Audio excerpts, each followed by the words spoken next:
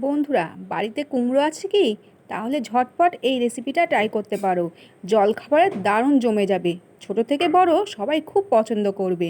বাচ্চাদের টিফিনে অবশ্যই এই রেসিপিটা রাখতে পারো। তাহলে চলো দেখে নাও আজকের রেসিপি।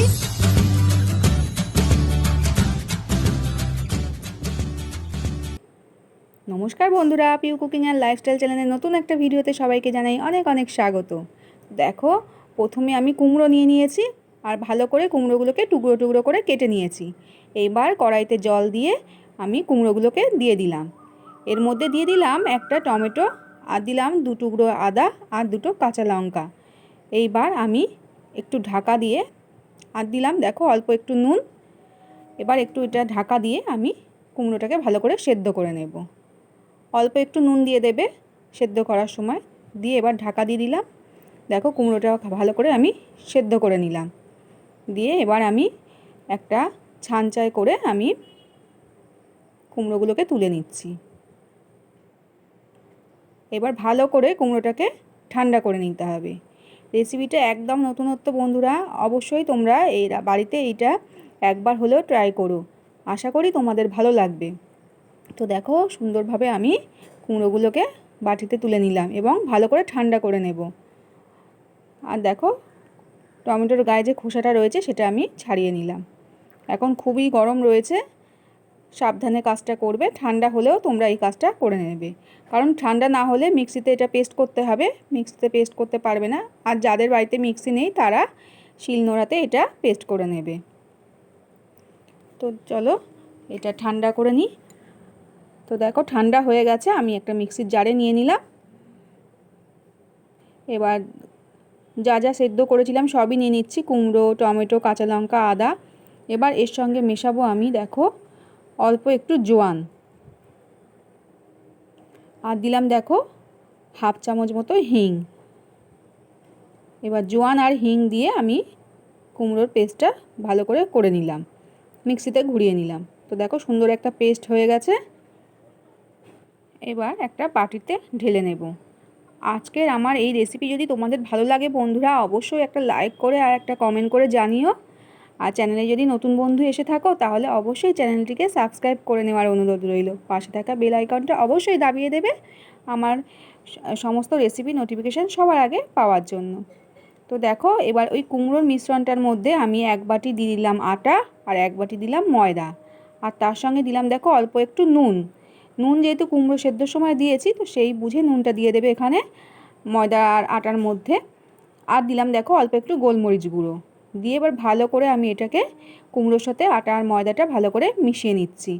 এখানে একটুও জল লাগবে না, এই কুমড়োর মিশ্রণের মধ্যেই যা জল আছে সেই তার মধ্যেই এই ময়দাটা মাখা হয়ে যাবে। তোমরা চাইলে সম্পূর্ণ মিশ্রণটা শুধু ময়দাতেও করতে পারো, আমি আটা আর ময়দা মিশিয়ে করলাম। তোমরা চাইলে শুধু আটাতেও করতে পারো, আবার শুধু ময়দাতেও করতে পারো। তো দেখো প্রথমে আমি 1 বাটি আটা 1 বাটি ময়দা নিয়েছিলাম, কিন্তু দেখলাম যা একটু যে পরিমাণে আমার কুমড়োর মিশ্রণটা ছিল তাতে আমার আরেকটু ময়দা মেশাতে হলো। তারপর সুন্দরভাবে মাখাটা টাইট হলো। কুমড়োর পরিমাণটা আমার একটু বেশি ছিল। তো দেখো ভালো করে আমার মাখা হয়ে গেল। এইবার ওপর থেকে একটু তেল দিয়ে আমি ভালো করে মাখিয়ে নিচ্ছি। মাখিয়ে এটা একটু ঢাকা দিয়ে রেখে দেব। তো চলো এবার আমি একটা স্পেশাল তরকারিও তোমাদের সাথে শেয়ার করব, একদম দোকানের মতো তরকারি। তো দেখো আমি কড়াইতে তেল দিয়ে দিয়েছি পরিমাণ মতো, আর দিলাম 5 ফোড়ন, আর দেখো আদা আর কাঁচা লঙ্কা একটু থেতো করে নিয়েছিলাম। তারপর দেখো দিলাম এখানে হাফ চামচ হিং একটু জলে গুলে এর মধ্যে দিয়ে দিলাম, আর দিলাম দেখো অল্প একটু কাসৌরি মেথি। এইভাবে তরকারি রান্না করলে আলুর তরকারি দারুণ টেস্ট হয়, পুরো একেবারে দোকানের মতন, কচুরির সাথে খাওয়ার মতন যে তরকারি ঠিক সেই রকম স্বাদ আসবে। আর দিয়ে দিলাম দেখো এখানে হলুদ গুঁড়ো। এবার আগে থেকে আমি 2টো বড় সাইজের আলু সেদ্ধ করে এরকমভাবে ভেঙে নিয়েছিলাম, সেটাই আমি মিশিয়ে দিলাম। হিং এইভাবে জলে গুলে তরকারি রান্না করবে, তো দেখবে এতে করে হিঙের খুব সুন্দর একটা স্মেল ভালোভাবে পাওয়া যায়। আর এবার দেখো এখানে দিয়ে দিলাম অল্প একটু লঙ্কার গুঁড়ো, এটা আমি কাশ্মীরি লঙ্কার গুঁড়ো দিলাম। আর আদা কাঁচা লঙ্কা তো বাটা আমি আগেই দিয়েছি, একটু থেতো করে দিয়েছিলাম, বেটে দিইনি, তোমরা চাইলে বেটে দিতে পারো। এবার দেখো অল্প একটু জল দিয়ে দিলাম, দিয়ে একটু নেড়ে নিয়ে আমি বেশি করে জল দিয়ে দিলাম। এই তরকারিটা একটু ঝোল ঝোল থাকলে ভালো লাগে, তো তোমরা যদি ঝোল কম পছন্দ করো তাহলে জলটা কম দিয়ে দেবে। আর দেখো এখানে দিয়ে দিলাম পরিমাণ মতো নুন। এবার আমি একটু আর চিনিও দিয়ে দিলাম, স্বাদের ব্যালেন্স হওয়ার জন্য আমি অল্প একটু চিনিও দিয়ে দিলাম, দিয়ে এবার একটু আমি ঢেকে দেব। তো দেখো তরকারিটা আমার খুব সুন্দরভাবে ফুটে গেছে, আলু তো সেদ্ধই ছিল।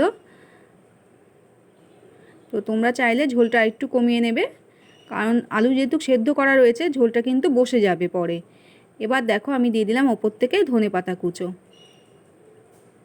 ব্যাস, আলুর তরকারি আমার একদম রেডি। এবার আমি একটা বাটিতে ঢেলে নিলাম, এটা কিন্তু একদমই বসে যাবে, এতটাও ঝোল থাকবে না। এবার দেখো আমি যে আটার ডোটা তৈরি করে রেখেছিলাম আটা ময়দা দিয়ে কুমড়ো দিয়ে, সেই ডো থেকে আমি অল্প অল্প করে ছোটো ছোটো করে লেচি কেটে নিচ্ছি। এটা আমি লুচি বানাবো, তাই একদম ছোটো ছোটো করে লুচির সাইজের লেচি কেটে নিলাম। তোমরা যেমন সাইজের করবে ছোট বড় পছন্দ মতন কেটে নেবে লেচিগুলো।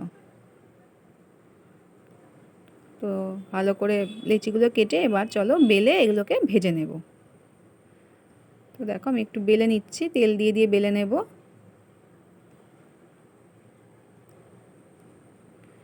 এইভাবে লুচির মতন করে বেলে নিলাম। তো লুচি তো তোমরা এমনি আমরা আটা ময়দা দিয়ে করে খাই, কিন্তু এইভাবে কুমড়ো দিয়ে একবার লুচি করে খেয়ে দেখো বন্ধুরা, দারুণ স্বাদ হয়। এখানে আদা পড়েছে, লঙ্কা পড়েছে, হিং, জোয়ান, গোলমরিচ সব মিলিয়ে এই লুচিগুলো কিন্তু দারুণ হয় খেতে। দেখো কত সুন্দরভাবে ফুলছে। তো সকালের জলখাবার বলো, রাতের ডিনারেও তোমরা এটা রাখতে পারো, এমনকি লাঞ্চ বক্সেও কিন্তু এই লুচিগুলো তোমরা দিতে পারো। আবার বাচ্চার টিফিনেও এটা তোমরা দিতে পারো, বাচ্চারা কিন্তু খুবই পছন্দ করবে। তো দেখো এইভাবে আমি সমস্ত লুচিগুলোকে ভেজে নিলাম।